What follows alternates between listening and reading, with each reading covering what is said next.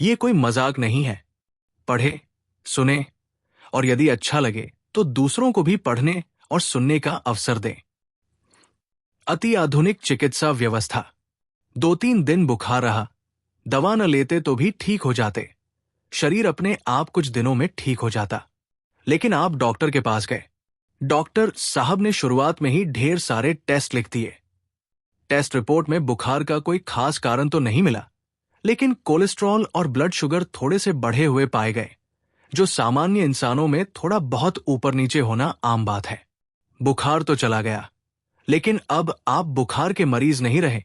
Doctor साहब ने बताया आपका कोलेस्ट्रॉल ज्यादा है और शुगर थोड़ी अधिक है, यानी आप प्रीडायबिटिक हैं।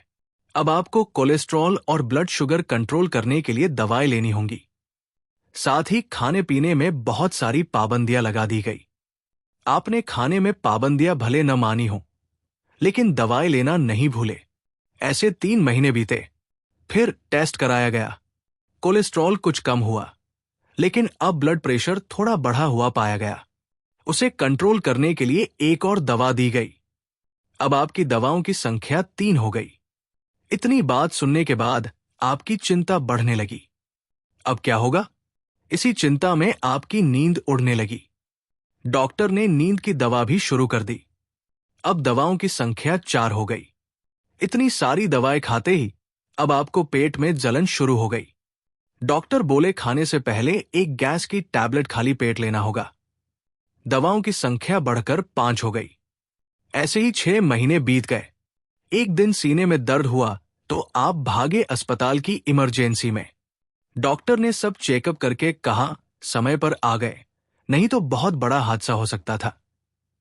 फिर कुछ विशेष जांचों की सलाह दी गई। कई महंगे टेस्ट के बाद डॉक्टर बोले पुरानी दवाएं तो चलती रहेंगी, अब हार्ट की 2 दवाएं और जुड़ेंगी। साथ ही आपको एक एंडोक्रिनोलॉजिस्ट, हार्मोन विशेषज्ञ से भी मिलना होगा। अब आपकी दवाओं की संख्या 7 हो गई। हार्ट स्पेशलिस्ट के कहने पर आप एंडोक्रिनोलॉजिस्ट के पास गए। उन्होंने शुगर के लिए एक और दवा और थायराइड थोड़ा बढ़ा होने पर एक और दवा जोड़ दी। अब आपकी कुल दवाएं 9 हो गई। अब आप अपने मन में ये मानने लगे कि आप बहुत बीमार हैं।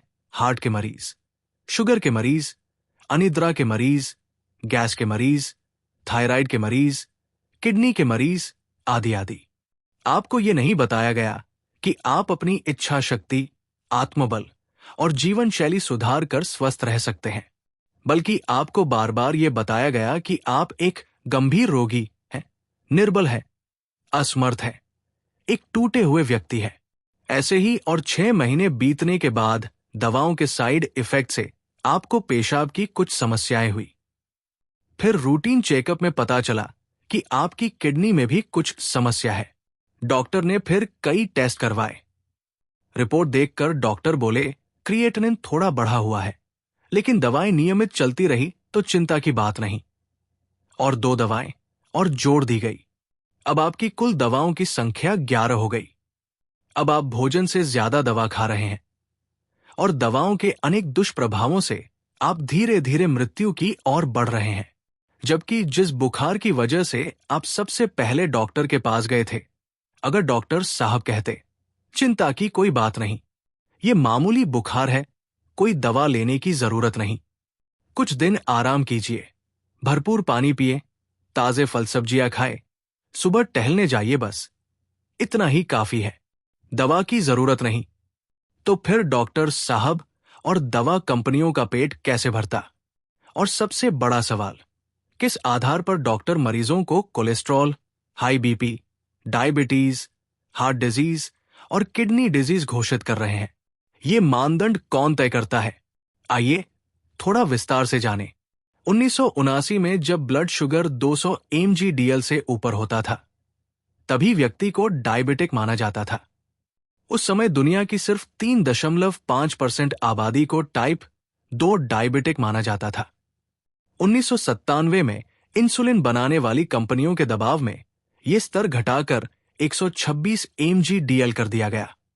इससे डायबिटिक मरीजों की संख्या 3.5% से बढ़कर 8% हो गई, यानी बिना किसी लक्षण के 4.5% और लोग रोगी बना दिए गए। 1999 में WHO ने भी इस पैमाने को मान लिया। इंसुलिन कंपनियों ने जबरदस्त मुनाफा कमाया और नई फैक्ट्रियां खोली। 2003 में अदा, अमेरिकन डायबिटीज एसोसिएशन, ने फास्टिंग ब्लड शुगर 100 mg/dl को डायबिटीज का मानक घोषित किया। इसके चलते बिना कारण 27% लोग डायबिटिक रोगी घोषित कर दिए गए। अब अदा के अनुसार पोस्ट प्रांडियल, भोजन के बाद, 140 mg/dl को डायबिटीज का संकेत माना जाता है। इससे दुनिया की लगभग 50% आबादी डायबिटिक घोषित हो चुकी है, जबकि इनमें से कई वास्तविक मरीज नहीं हैं। भारतीय दवा कंपनियां इसे और नीचे 5.5% HbA1c पर लाने की कोशिश कर रही है, ताकि ज्यादा से ज्यादा लोग मरीज बन जाएं और दवा बिके। जबकि कई विशेषज्ञ मानते हैं कि HbA1c 11% तक डायबिटीज नहीं मानी जानी चाहिए। एक और उदाहरण, 2012 में अमेरिका की सुप्रीम कोर्ट ने एक प्रसिद्ध दवा कंपनी पर $3 बिलियन का जुर्माना लगाया। आरोप था कि उनकी डायबिटीज की दवा से 2007 से 2012 के बीच हार्ट अटैक के कारण मरीजों की मृत्यु दर 30% बढ़ गई थी। कंपनी को यह पहले से पता था, लेकिन उन्होंने मुनाफे के लिए जानबूझकर इसे छुपाया। इसी अवधि में उन्होंने $300 बिलियन का मुनाफा कमाया। यही है आज की अति आधुनिक चिकित्सा व्यवस्था। सोचिए और सोचना शुरू कीजिए। सभी स्वस्थ रहें, खुश रहें, आज की यही कामना है। धन्यवाद। हरि ओम जी।